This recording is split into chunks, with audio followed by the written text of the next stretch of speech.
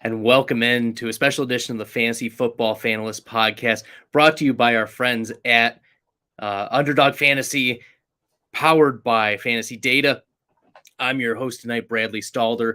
And before we get into tonight's discussion on Tyreek Hill and the ramifications and ripples that go throughout the NFL now that Hill is on the Miami Dolphins, I want to give a plug to our sponsor, Underdog Fantasy. If you don't have Underdog Fantasy, you've been living under a rock. Underdog Fantasy is a great platform to play best ball, to do pick'ems, to draft against your friends, and create your own best ball leagues. Right now, there's a big board but super flex tournament, very unique tournament where you can play start up to two quarterbacks. So if you don't have the Underdog Fantasy app, make sure you download the Underdog Fantasy app on your phone. We love the mobile experience, but you can also go to underdogfantasy.com and use the promo code FFF, and that will give you a 100% deposit match up to $100. Once again, it's a lot of fun to play on Underdog. Make sure you take advantage. I'm going to be doing a lot of best ball drafts in this offseason and bringing on some guests. I'll do some solo just to keep me fresh and on my toes, but there's going to be a lot of action on the Fantasy Data site during the off season. It's not really off season. There's always best ball tournaments going on, and our friends at Underdog Fantasy provide an amazing platform. So make sure you use the promo code FFF. And that'll give you a great deposit, lots of fun, and we'll get this party started.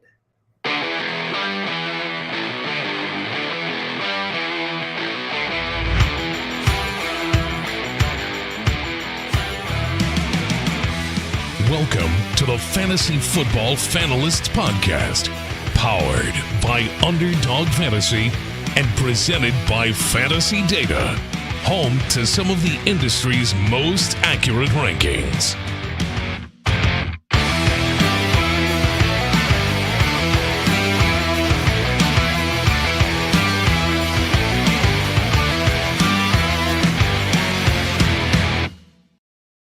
And welcome into a special Tyreek Hill edition of the Fantasy Football Fanalist Podcast.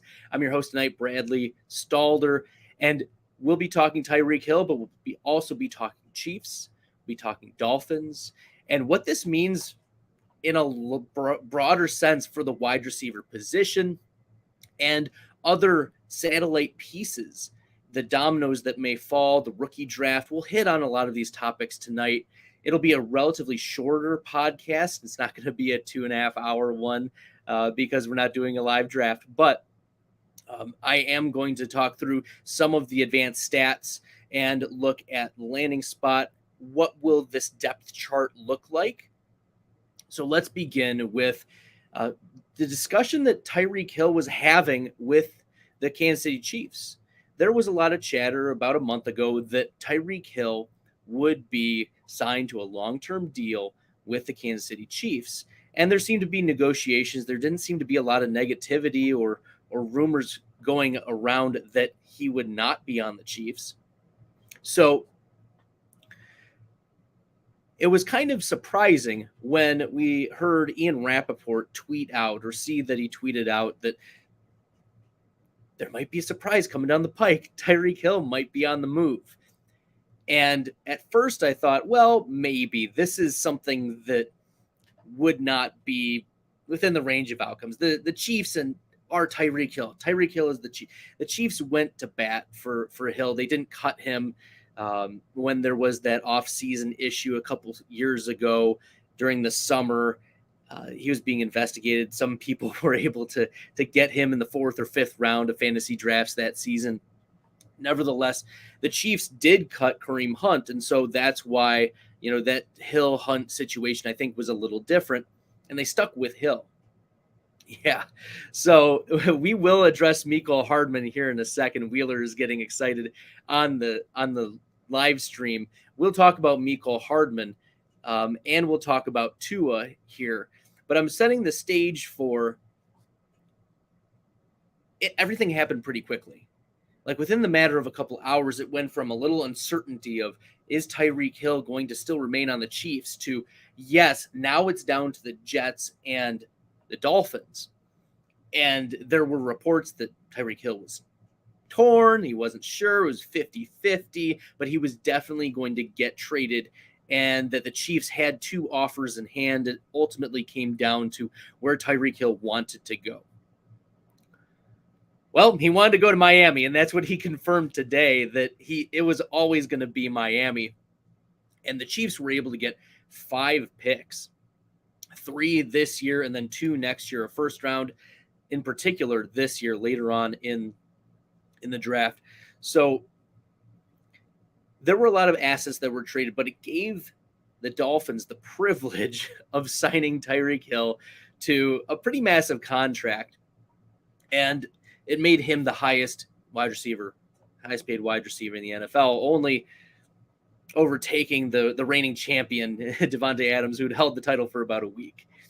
So Tyreek Hill moving down to Miami, the immediate thought is, well, what happens with Jalen Waddle, right? So let's take a look at some of Tyreek Hill and Jalen Waddle, some efficiency stats and opportunity stats that both of them were able to achieve. So last year in the Chiefs offense, 2021, Tyreek Hill earned a 25.1% target share and a 25.3% red zone target share. So he was pretty involved in the Chiefs offense, not a surprise. Like, we know that Tyreek Hill and the Chiefs offense, Hill and Kelsey and Mahomes, that's what we were banking on. That's what a lot of stacks were centered upon in these early best ball tournaments.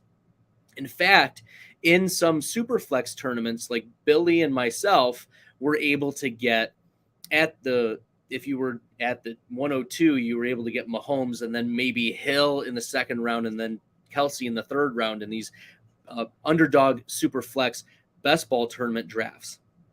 So Tyreek Hill, 25% target share. He played 73% of snaps. And that makes sense. He's a speed guy. He's going to be pulled off the field here and there because he just doesn't fit every single package.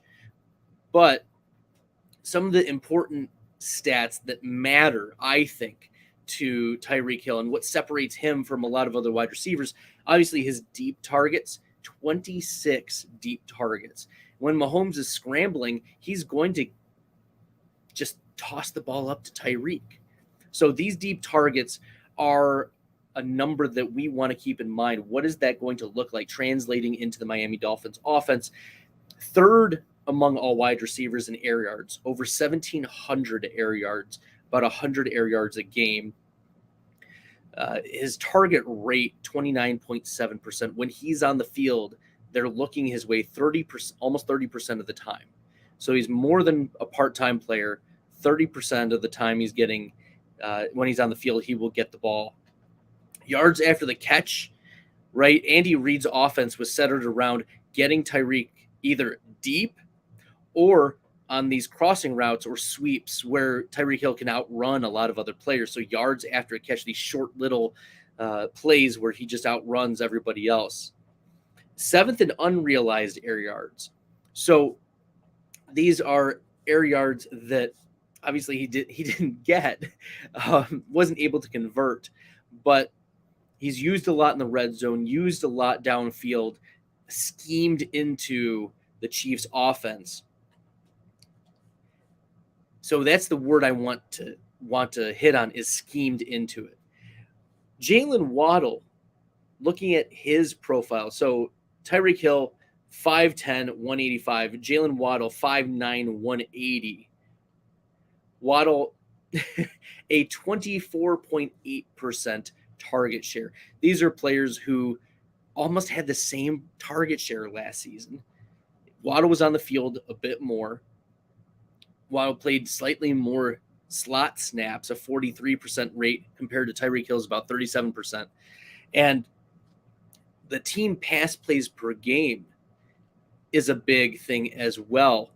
It's going to be a downgrade when the Kansas City Chiefs offense has the second plays per game that are high-powered, fast-paced offense. And then the Dolphins, they threw a lot, especially near the end of the year.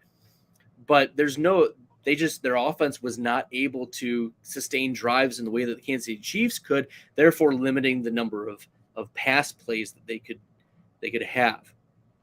So a few other notes that Jalen Waddle was 7th in receptions. So as I mentioned earlier, like they're scheming Jalen Waddle. Last year, Brian Flores scheming the ball to Jalen Waddle. 7 touchdowns. Both players are going to be really involved in this offense. I wouldn't be surprised if it's 46 to 50% of the targets going their way. All right, so looking at the Miami Dolphins depth chart, and I think this is something as well that, as we'll see, like there are ripple effects to this depth chart. Immediately, Allen Hurns is released due to an injury designation. But looking at the rest of the depth chart, Devontae Parker is still on the Miami Dolphins. Cedric Wilson was just signed. Trent Sherfield was just signed. Preston Williams is still on the roster. River Craft signed from San Francisco. Cody Core is there. Devonta Dedmond, I suppose. So that's the wide receiver core. Thinking about who would be a good fit, I mean, I don't know why the Dolphins spent so much on Cedric Wilson, but it's Devontae Parker's the odd man out. And the reports are that Parker may be the player that's traded pretty immediately. And it makes sense because Parker is the type of player who commands a target share. He's a big-bodied, like he's not like Waddle or Tyreek Hill. He's not 5'10", 5'9", 180. Instead, he's 6'3", 209, 86th percentile arm length. He's got 4.45 speed, though.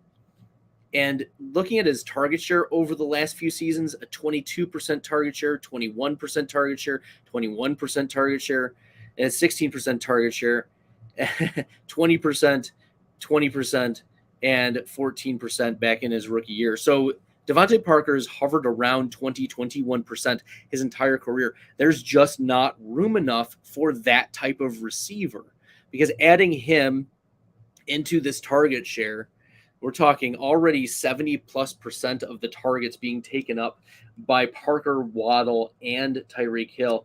And then the Miami Dolphins, they franchise tagged Mike Gesicki. And Gesicki is 6'6", 247, runs a 4.54, athletic freak, and last season had an 18.6% target share. So adding all of those 4 players up, we're getting inching ever so close to a 90% target share, which means one of two things. Either they keep everybody and they all cannibalize each other.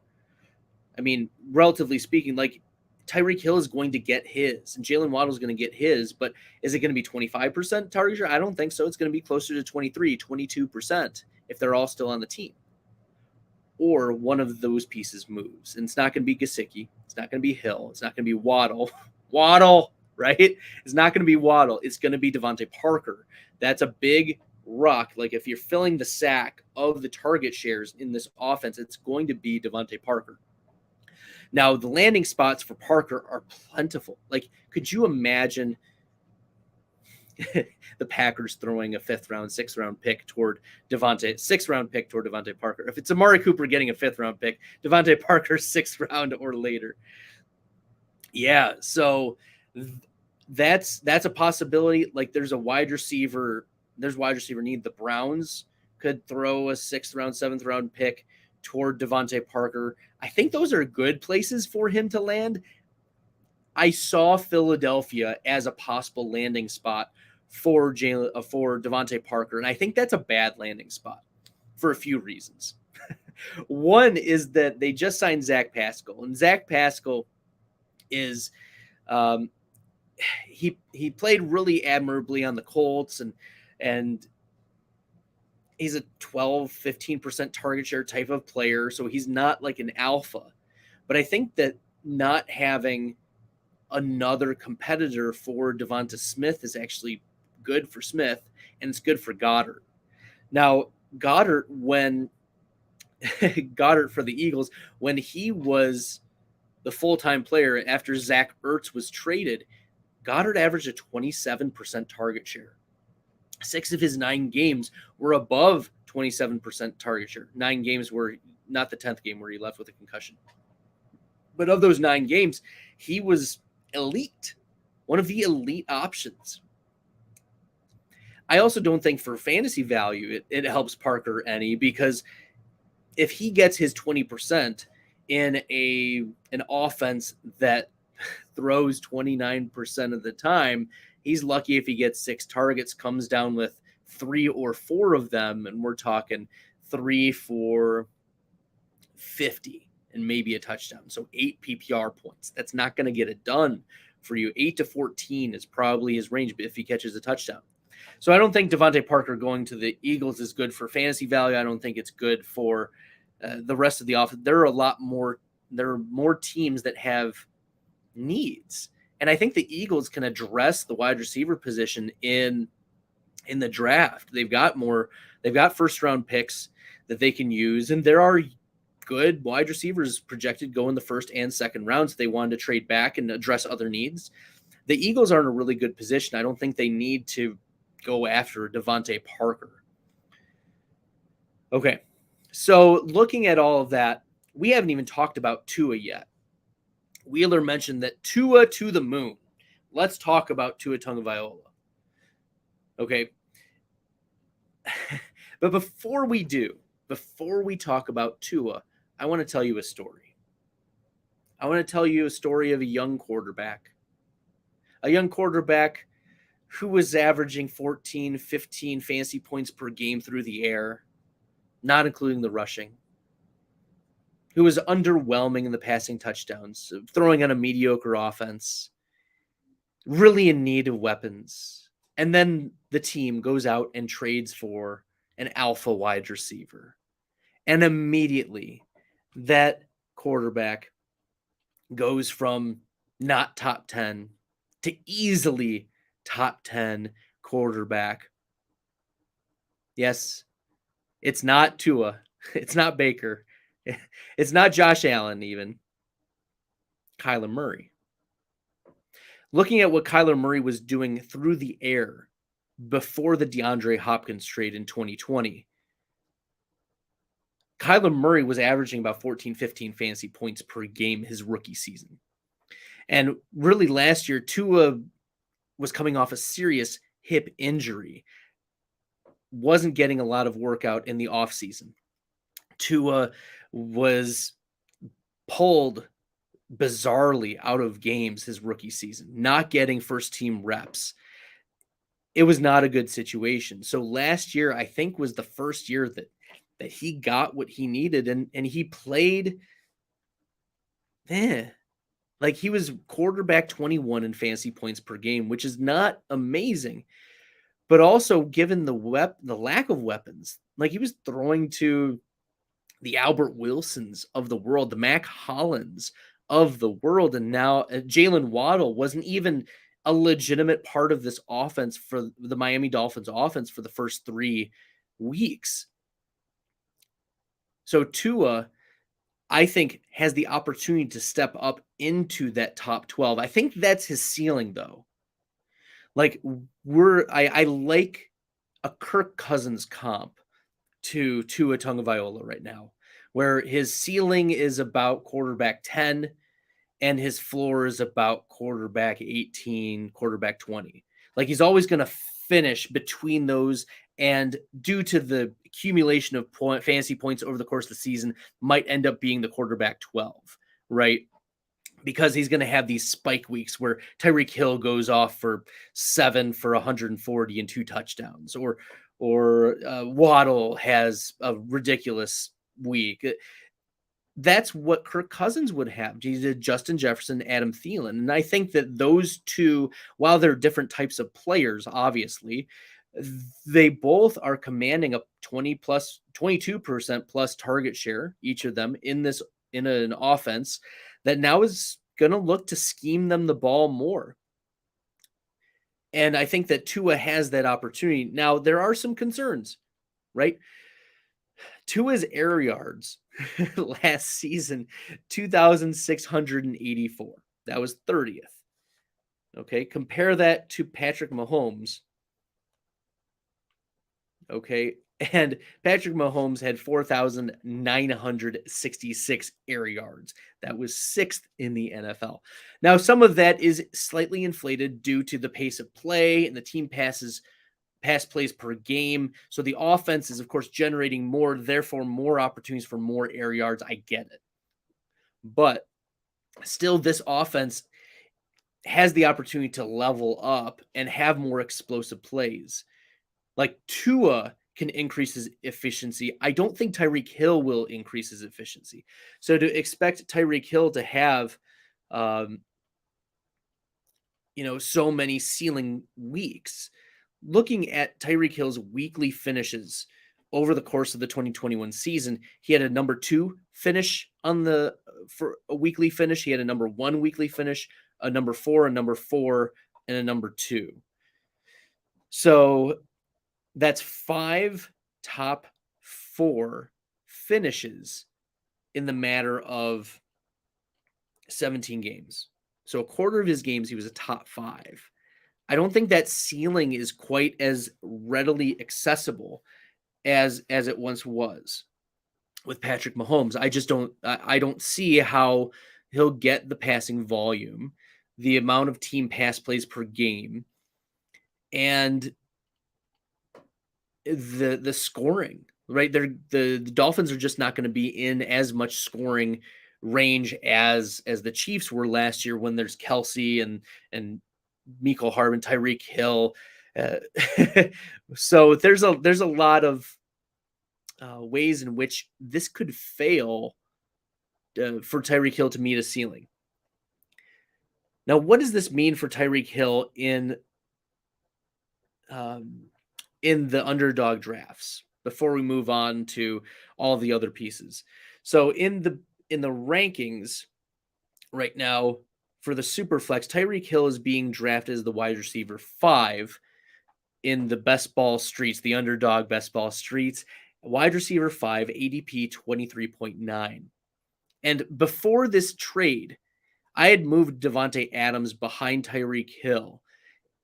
Now I'm not so sure. Now I think that it's a coin flip.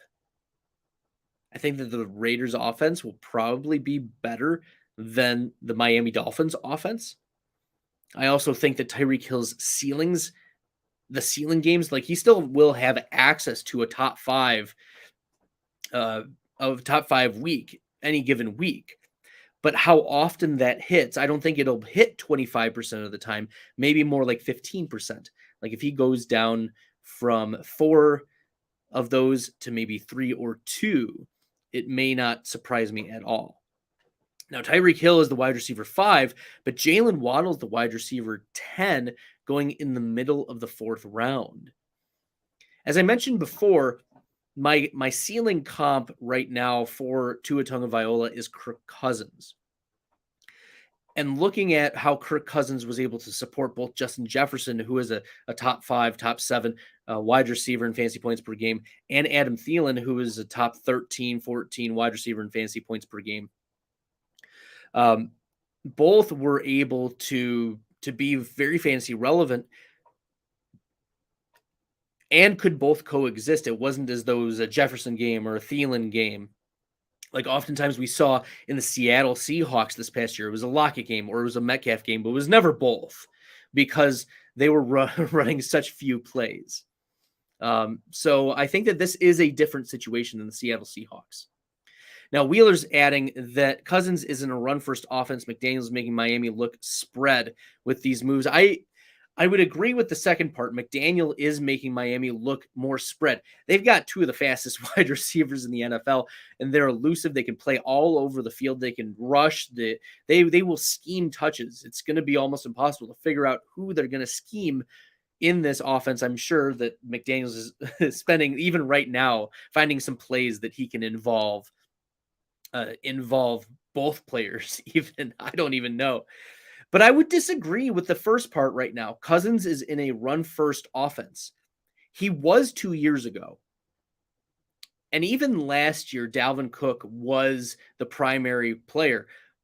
But looking at the pass attempts for Kirk Cousins over the last 3 years, Cousins has gone 444 in 2019, 516. So an increase of, 75 passes. And over the course of 16 games, that's 4 or 5 extra passes. That's 3 more receptions, 3 20, 30 yards. That's an extra fantasy point or 2 per game, plus the opportunity to score more touchdowns. But then in 2021, not only did it increase it in total, but also in points per game or attempts per game, went up from 516 in 2020 to 561. So an increase of 45 pass attempts, which is more than a full game, which is what was added onto the schedule. So Kirk Cousins was actually passing even more in 2021. And that was despite not having Irv Smith and rotation of wide receivers behind Thielen, who missed the last few weeks. Shout out to KJ Osborne and Amir Smith-Marset. Smith-Marset is one of the wide receivers that I'm taking late in these best ball drafts, especially in the big board where there were 3 wide receivers and you're starting 3 wide receivers. Amir Smith-Marset was one of the other wide receivers. I think it was. So obviously Jamar Chase had 100-yard games, and Jalen Waddle had a 100-yard game. And last year, I don't remember if Devonta Smith actually did have a 100-yard game, but Amir Smith-Marset was a rookie last year who did have 1 game with 100 receiving yards. And yes, there were in fact 2 games last season where Devonta Smith did have 100 receiving yards. But Amir Smith-Marset in this Vikings offense during the last week of the season had over 100 receiving yards. So look, I think that they have slightly moved to passing more. And with a new coaching staff coming over from the LA Rams, I could see that increase even more. So I'm look, I'm all in on getting Thielen late. Dave Hubbard, who was on Billy's full-time fantasy podcast earlier, he was running the draft with Billy on Monday. Dave said that he's willing to take Justin Jefferson at the 101 this year. And I don't think that's too crazy. Like, that's not wild to me. Jefferson is a heck of a player. And now we saw his touchdowns increase. And that was the rookie year critique, was that he wasn't used as much near the red zone. And that's always a sticky thing to argue, that touchdowns weren't falling his way, right? They'll tend to regress back to the mean or overreach the mean. Nevertheless, okay, let's put a bow on it, because on that particular part of the Miami offense, I think that this is extremely bad news for Devontae Parker. He's going to get moved, and there's a range of outcomes where Parker moves to a really good situation, but also could move to a situation like Philadelphia that would not be so good. Let's move from, unless there are questions. If you have questions, make sure you put them in the chat, and I'll do my best to address them. But now we're going to move to the Kansas City Chiefs, who do lose Tyreek Hill, but today sign Marquez Valdez-Scantling to a 3-year, $30 million deal. And Marquez Valdez-Scantling has been known as like this deep threat, right? Marquez Valdez-Scantling, Green Bay Packers wide receiver, had struggled with those hamstring injuries that a lot of speedy deep threat wide receivers do. He was a 5th round draft out of USF in 2018. His best comp on Player Profiler is Tyrell Williams. He's got 4.37 speed, 98th percentile speed score, a good catch radius. But here's the thing is, when you're going that far down the field, his average target distance was 17.5 yards. That was number 1 in the NFL. So essentially what the Chiefs did was they traded Tyreek Hill for a package of picks and then signed not Tyreek Hill, but that component of Tyreek Hill's game where there's a speedster that can break free. And it's not just that Marquez Valdes-Scantling had an average target distance that was really big as well. It's that the deep targets were also there, 19th as a part-time player, right? Only 62% of snaps in 2021, but 22 deep targets. And this is a player who, has not been super productive, but does have that downfield component that the Chiefs will need. Now, the Chiefs also had signed earlier Juju Smith-Schuster, and Juju plays a completely different role, right? He's found success over the last few years as a slot receiver, and I don't see the Chiefs moving him to the outside. Also, don't get crazy about Josh Gordon. That's not going to be a thing. But looking at the Kansas City Chiefs wide receiver room right now, as I mentioned, Marquez Valdes-Scantling just signed. Juju Smith-Schuster signed. Mecole Hardman is on this team. And, I was once into Mecole Hardman, and then I was happy to trade him away. A former second-round pick in 2020 when there was the Tyreek, or 2019, I should say, when Tyreek Hill was having his issues. College was Georgia. He's a Player Profile comp of Eddie Royal, a 4.33 speed, but a 13% target share. To expect Mecole Hardman to jump up into the 20% target share is far-fetched. It's not within a sustainable range of outcomes. If you go onto fantasydata.com and you go to the NFL page, you can go to stats and tools, and there is something that, like, one of my favorite tools on Fantasy Data. So if you really like the stats that I'm going to share with you, make sure that you use this promo code FFF20 for 20% off all Fantasy Data subscriptions. So use that promo code. Go to the NFL snap counts and then change some of the settings.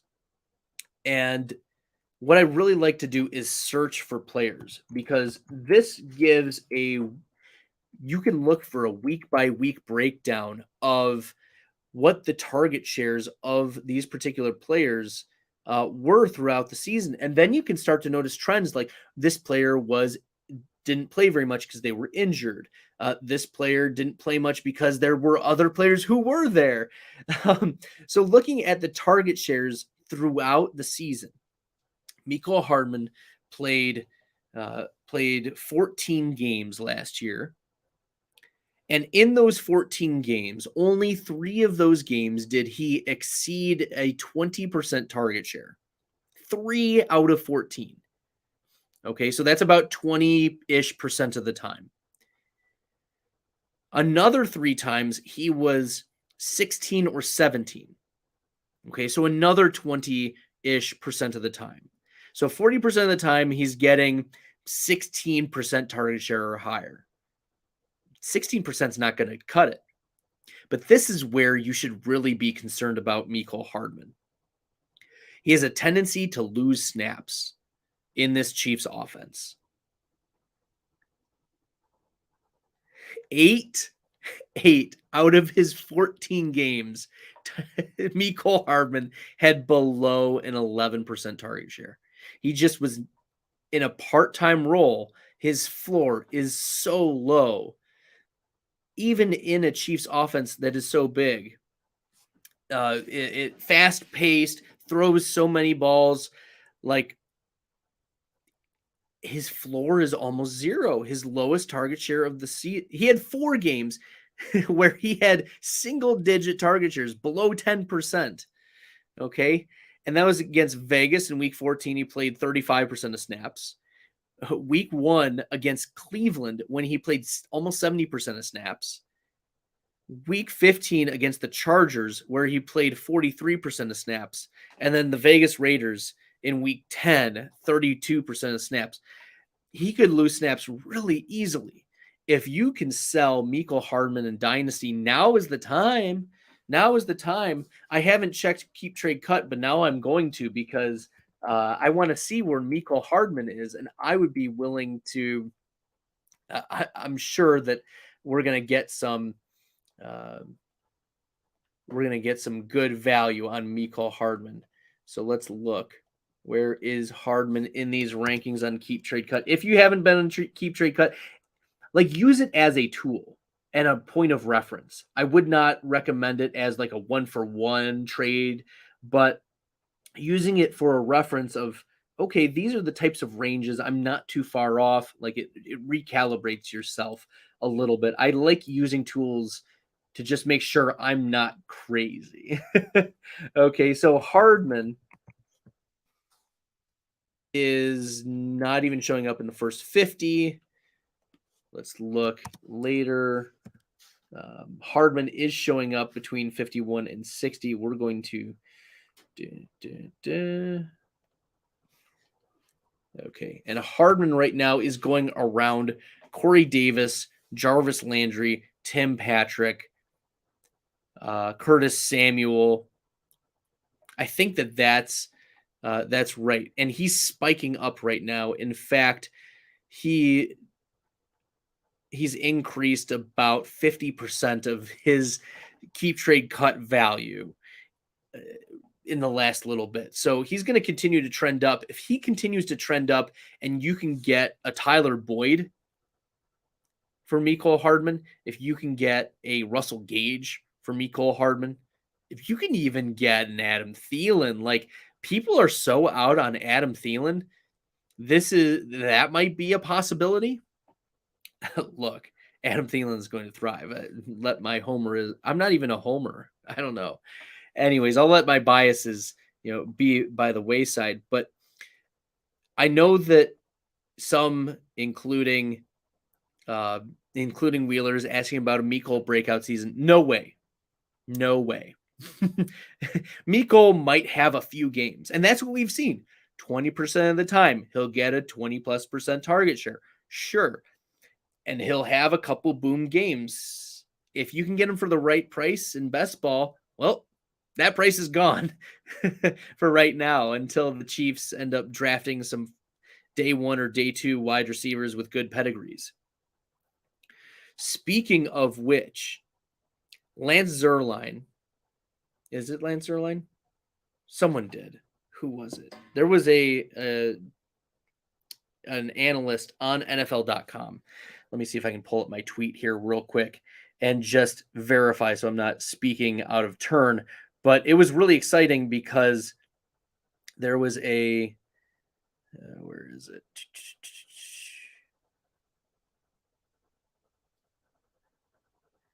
I'm finding it now. My Desmond Ritter love is definitely gaining traction here. Okay. Nevertheless, it's not showing up. But one of the analysts mocked Christian Watson at the end of the first round to the Kansas City Chiefs. And I think that that's a real possibility with the Chiefs now having 2 picks, 30 and 31 in the back end of the first round. That's the prime time to take one of these really good wide receivers that will be available and fill in. What does this mean for Travis Kelce, though? What does this mean for Travis Kelce? Okay, so Kelce last year, oh man, you have to love Travis Kelce because I know last year he was not the tight end 1. Doesn't matter. He's still going to be very good and looking at Kelsey's week-to-week target shares. For reference, remember there were 3 weeks where Mecole Hardman, 3 weeks where Mecole Hardman had a 20% target share last season. There were 3 weeks where Travis Kelce didn't have a 20% target share last season. And that was week 14 against the Vegas Raiders, week 8 against the Giants, and week 18 against the Denver Broncos, and 18, 14, and 11% target shares. I think that now Travis Kelce is going to be pretty safely in the 24 to 30% target share range instead of flirting around like 20 to 22%. So you'll see an increase right there in the trust. I mean, not that Patrick Mahomes doesn't trust him, but in these get him situations, we remember Tyreek Hill was one of the options. Now that's not the case. He's not on the team anymore. So in these gotta get it first, third down, third short possibilities, it's going to be Travis Kelce now. So I think that in a PPR league, this is going to be Kelsey's the one who benefits the most from Tyreek Hill being gone, and I think that a rookie wide receiver will also be a great beneficiary. I don't think that it's going to be Mecole Hardman. Byron Pringle is gone. Demarcus Robinson is gone. Okay, this is an offense that is going to look drastically different. I wouldn't be surprised maybe if they take another pass catching tight end, but nevertheless. So I think that this Chiefs offense, for Kelce, it's good. His target share will increase. I think the overall Kansas City Chiefs offense, though, lowers its ceiling because Tyreek Hill gets loose. And like 3 times a year, Mahomes is able to get Tyreek Hill free and just hit him on like one of these granny shot Hail Mary throws across his body, across the field, and he gets free. And that's where these like bonus points come in. However, you aren't going to get that with Travis Kelce. It's unlikely that you get a lot of those shots with Marquez Valdes-Scantling.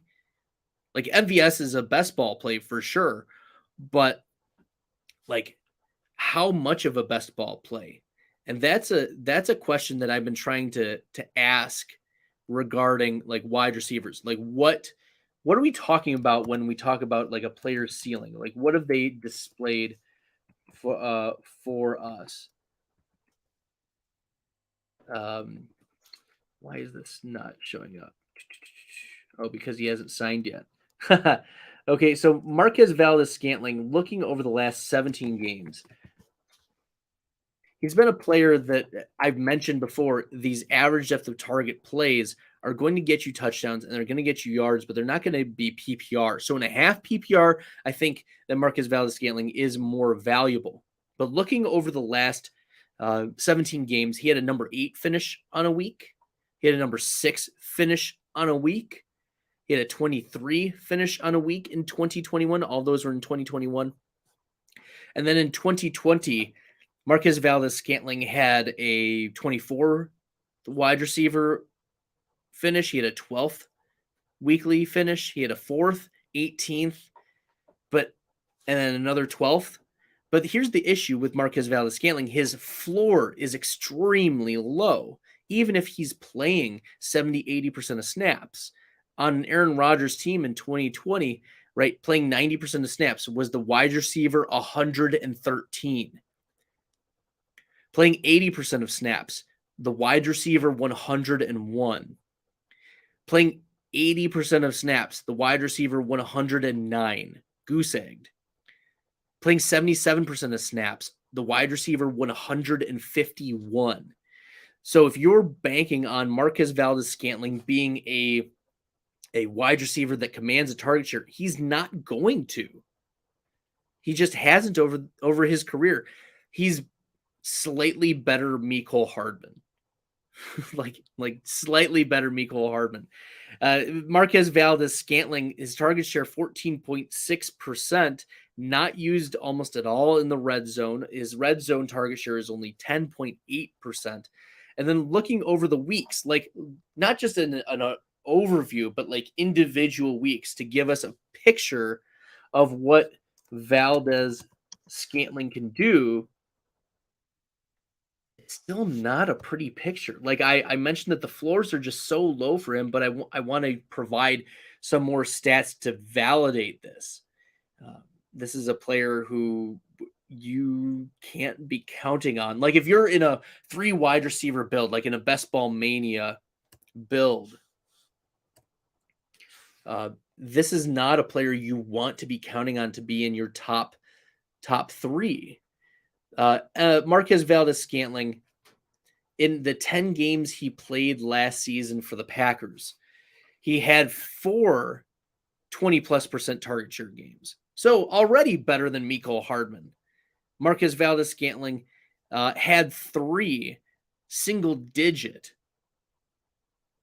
target shares. So I think that he's like better Mecole Hardman, but also wider range of outcomes. Like Mecole Hardman would fall like between like wide receiver 40 and 70. Like Hardman's finishes 83, 48, 34, 74, 50, 55, 35, 63, 60, 69, 82.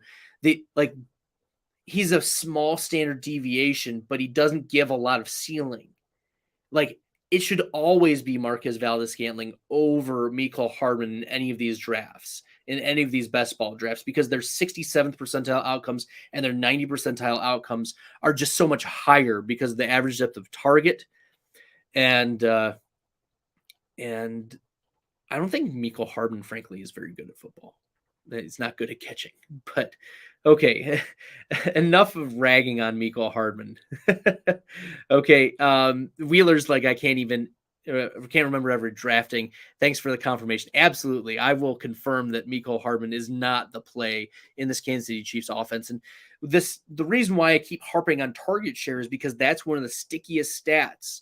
Like touchdowns come and go, but a 15% target share player is going to stay around a 15% target share. They're not going to jump up to suddenly a 22, 23 unless it's their rookie year, right? Unless a wide receiver is a rookie. Like you want a 14, 15% target share from a rookie or higher, of course, but like you should feel okay with, for instance, a Rondell Moore getting 14% target share. That's good. That's fine. He's not a Terrace Marshall. He's not a N'Keal Harry. Like he's not a bust in that sense. Okay. So you don't want Mecole Hardman. I'm okay drafting MVS in best ball because he has a high ceiling, and we've seen that with Aaron Rodgers.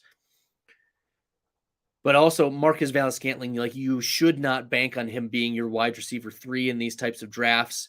We'll see where his ADP lands. But right now, Marquez Valdez-Scantling on Underdog.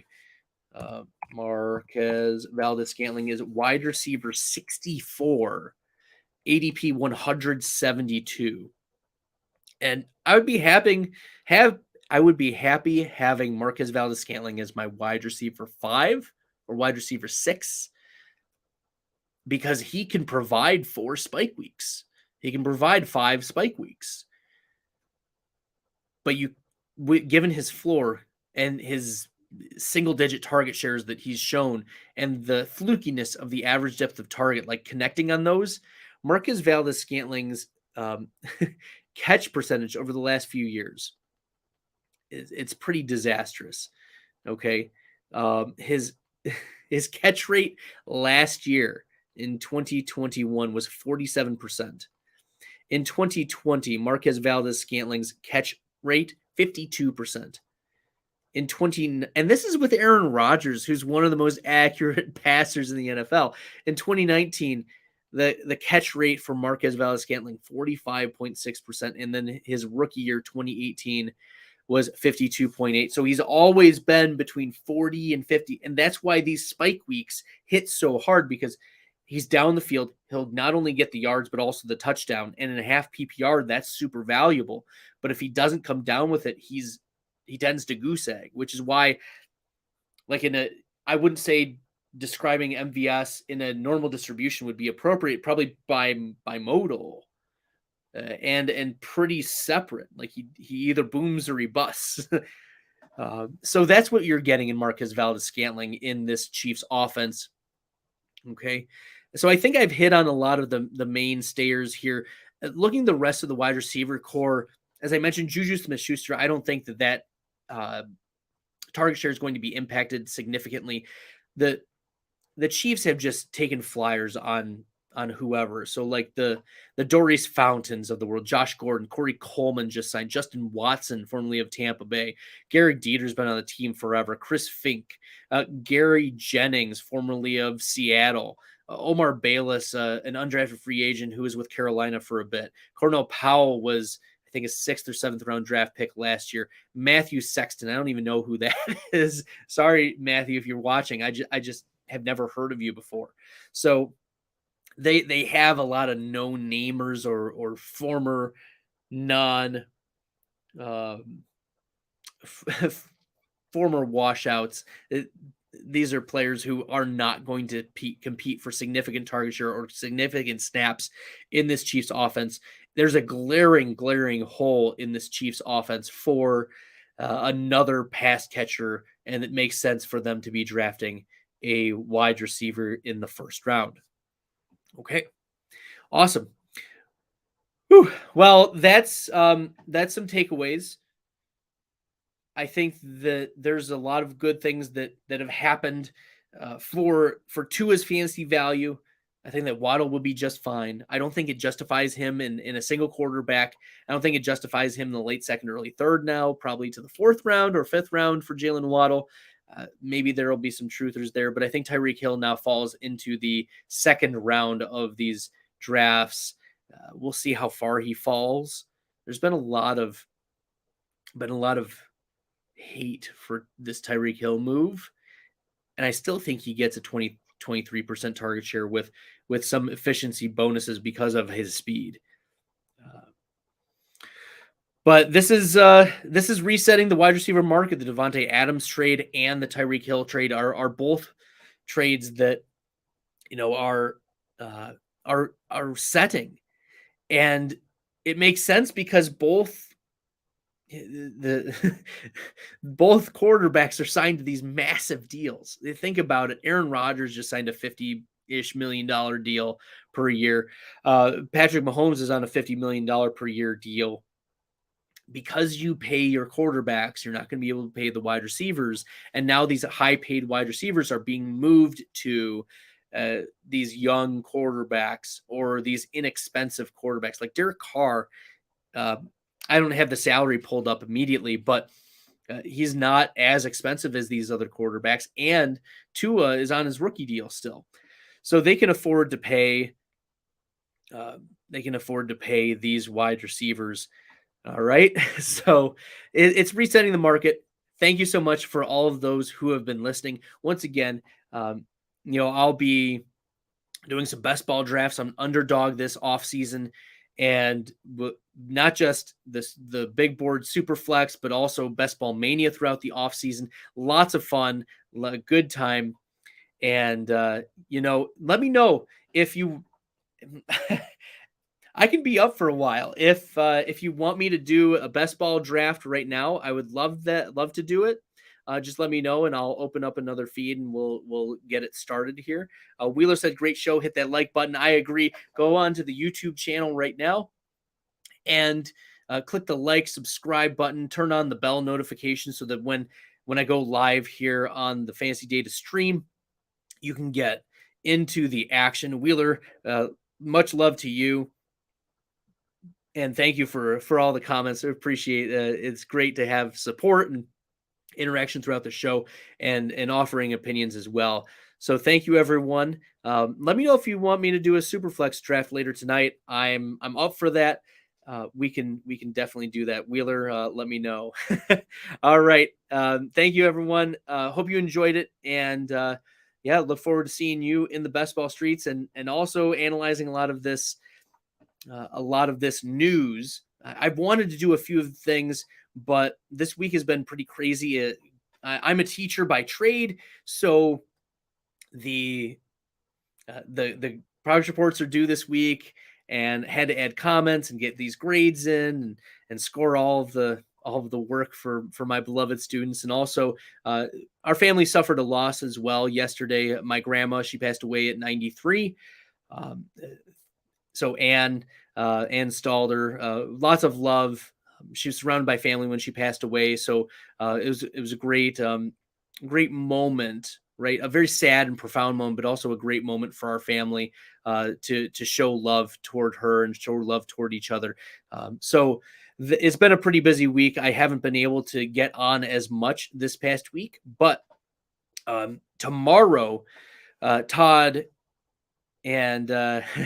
Burrows is going to come on at 8 p.m. Eastern, and we're going to do a Superflex draft live, and it'll be great having Todd on. Last time that Todd was on, Billy was coming off of his vasectomy, and he was kind of loopy. So Todd and I were giving him a hard time, and Billy will not be joining us, at least directly on the stream, but Todd will be joining me tomorrow to do an underdog best ball draft, and we'll talk some strategy. We'll talk the difference between FFPC and these drafts, and just love having Todd on and the interactions. He's hilarious. So, all right.